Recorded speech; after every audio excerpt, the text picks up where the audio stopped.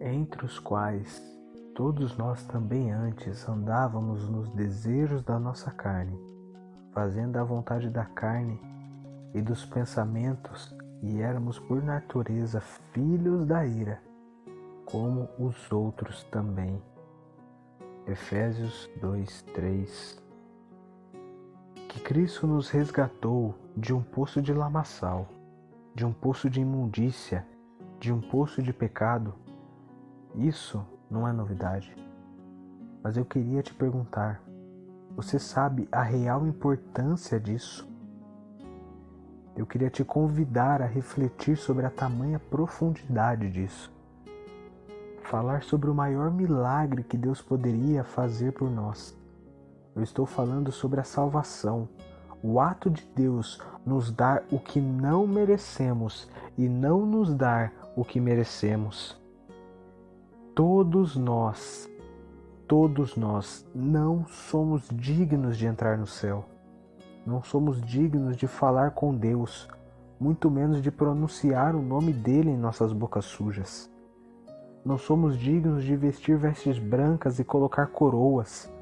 Nem mesmo de olhar para o céu somos dignos. Mas mesmo assim, Deus nos dá e concede todas essas coisas. E por quê? Eu te respondo: por amor do seu nome, por amor do seu Filho amado Jesus Cristo, pela graça. Por isso Ele nos dá o que não merecemos. Porém, Deus também não nos dá o que merecemos, por conta de sermos pecadores, dignos de morte, merecedores do total inferno, em meio à nossa fraqueza e natureza corrompida. Deus nos resgata e nos livra da total miséria que nos é destinada. Ele nos livra das garras do diabo, livra-nos das emboscadas de Satanás. O castigo que nos é devido, Ele não o exerce sobre nós. A condenação que nos é imposta, Ele não exerce sobre nós. Por que Ele faz isso? Você me responde. Eu te respondo: por amor do seu nome, por amor do seu Filho amado Jesus Cristo e mais uma vez pela graça. Por isso Ele não nos dá o que merecemos. Ele não nos dá o que merecemos porque um homem já recebeu em nosso lugar, já pagou o que nós devíamos. Um homem. Jesus recebeu a condenação que nos era imposta a nós. Morreu a nossa morte para que vivêssemos a sua vida. Por meio do seu sacrifício e morte somos justificados perante o Senhor, de modo que toda a nossa injustiça foi para Jesus e a justiça dele veio para nós. A Bíblia nos diz que por meio de um homem entrou o pecado no mundo. Quem foi este homem? Adão. Adão era a autoridade máxima ali, que Deus instituiu para que ele dominasse sobre todas as criaturas, para que ele dominasse toda a terra, e ele passou todo esse poder para Satanás. Por meio de Adão o pecado entrou no mundo, mas porém Deus enviou a Jesus Cristo para que também por meio de um homem entrasse a salvação no mundo. Jesus é essa salvação, para que Ele se fizesse pecador por nós, para que nós fôssemos santos. Ele morresse para que nós vivêssemos. Ele se fez filho do homem para que nós fôssemos filhos de Deus. Ele se fez pecador para que nós fôssemos santos. Porém, só pode ter isso, esse privilégio de justificação completa perante o Senhor, quem tem fé e toma posse disso em sua vida. A fé, por ela somos justificados e temos paz com Deus. Romanos 5, 1-12. Para ser salvo é preciso crer. Você acredita que Jesus Cristo é o Filho de Deus e que Ele morreu em seu lugar? Talvez você me pergunte, como Ele morreu por mim, se nem nascido eu era ainda? Eu te respondo, porque todos pecaram e destituídos estão da glória de Deus. Esse destituídos aqui é separados da glória de Deus. Romanos 3:23. A partir do momento em que você nasceu, você já é pecador e já tem maldade no seu coração, já necessita de um Salvador. E é isso que o sacrifício de Jesus faz. Ele nos justifica. Somente Jesus pode fazer isso. Por meio do seu sangue temos salvação. Por meio do seu sangue somos lavados de toda a nossa iniquidade e ganhamos de graça uma nova vida em Cristo. Você quer essa nova vida? Quando Deus, o Senhor, olha para você, Ele não vê mais as suas falhas, mas Ele vê sim o sangue de Cristo sobre a sua vida. Você quer isso? Convide Jesus para entrar na sua vida. Peça a Ele para perdoar os seus pecados e escrever o seu nome no livro da vida. Eu estava pensando muito sobre isso. Imagine que você é uma parede e o diabo foi, por meio de Adão ali que deu legalidade, pichou essa parede com blasfêmias perante Deus, pichou essa parede com todo o tipo de imundícia. Todos que veem a parede falam, essa parede é feia por causa das manchas que há nela, que são os nossos pecados. Mas veio Cristo e Ele pintou Ele se desenhou naquela parede, fazendo que a figura dele ali tampasse aqueles rabiscos. Então aquela parede que antigamente era feia, se torna bela porque tem a imagem de Cristo. Assim é Deus conosco. Deus, se Ele nos vê como nós somos, Ele vai ver essa parede pichada e Ele destruirá essa parede. Mas como Cristo se desenhou em cima, então Ele vê Cristo nessa parede e por isso Ele a ama. A parede somos nós. As pichações são os nossos pecados. E o desenho de Cristo é o sangue dele na nossa vida. É que Ele nos fez imagem e semelhança de Deus. Aleluia.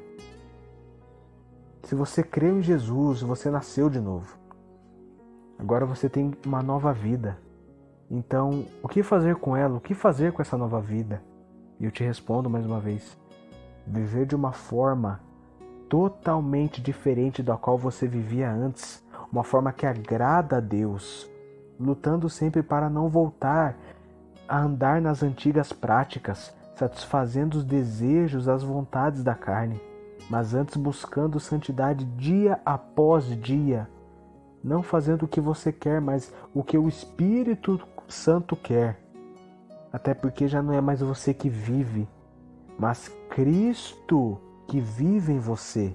Gálatas 2:20.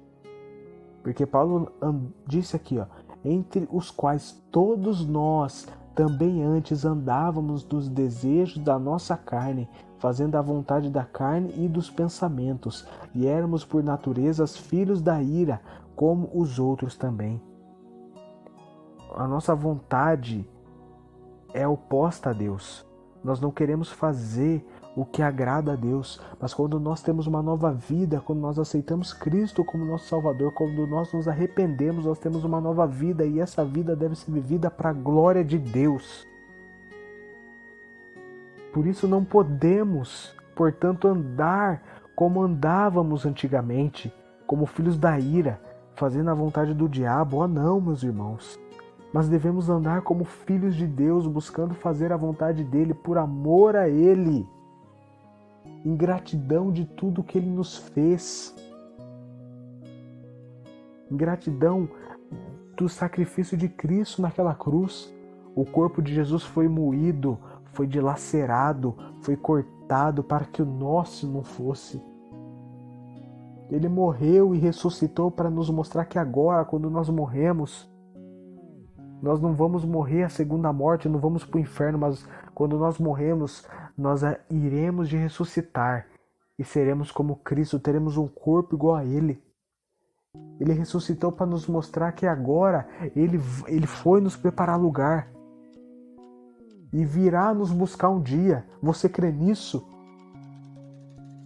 Mas enquanto Ele não vem, nós devemos lutar dia após dia.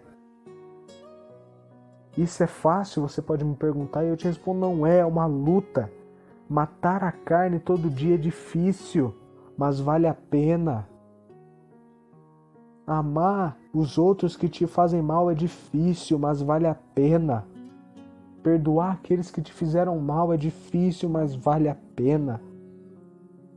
Negar a si mesmo, tomar a cruz todo dia e seguir Jesus é difícil, mas vale a pena. Com a ajuda de Cristo conseguiremos, porque com Ele somos mais do que vitoriosos. Devemos nos esforçar e ter muito bom ânimo, vigiando e orando para que a carne não vença e voltemos a praticar as antigas práticas. A luta é diária, carne versus espírito. Vai vencer quem você alimentar. Lembre-se, você não anda mais no curso deste mundo. Você está na contramão deste mundo. Se prepare para a oposição das pessoas, para piadinhas, para perseguição. Mas não desanime. O Senhor vê a sua luta. A vida cristã é cheia de sacrifícios. Se Jesus, que é o Filho de Deus, teve que se sacrificar, ele teve que fazer um sacrifício, quem dirá nós? Devemos sacrificar todo dia. Sacrificar a carne, as vontades e obedecer o Espírito Santo todo o dia. Se você puder, leia Efésios 2, de 1 a 10. É um texto riquíssimo. Quando você tiver um tempinho, leia. Eu sei que você não vai se arrepender. A Bíblia Sagrada é essencial, a leitura da Bíblia Sagrada é essencial para o cristão, para que ele se oriente neste mundo. A Bíblia é a nossa bússola, é o nosso manual. O que nós devemos fazer e o que nós não devemos fazer. Mas para isso devemos crer, devemos lê-la todo dia. Um capítulo por dia não importa, mas leia. Ela é lâmpada para os nossos pés neste mundo de trevas, neste mundo de escuridão. Neste mundo nas garras do mal, a palavra do Senhor é a nossa armadura, é a nossa espada.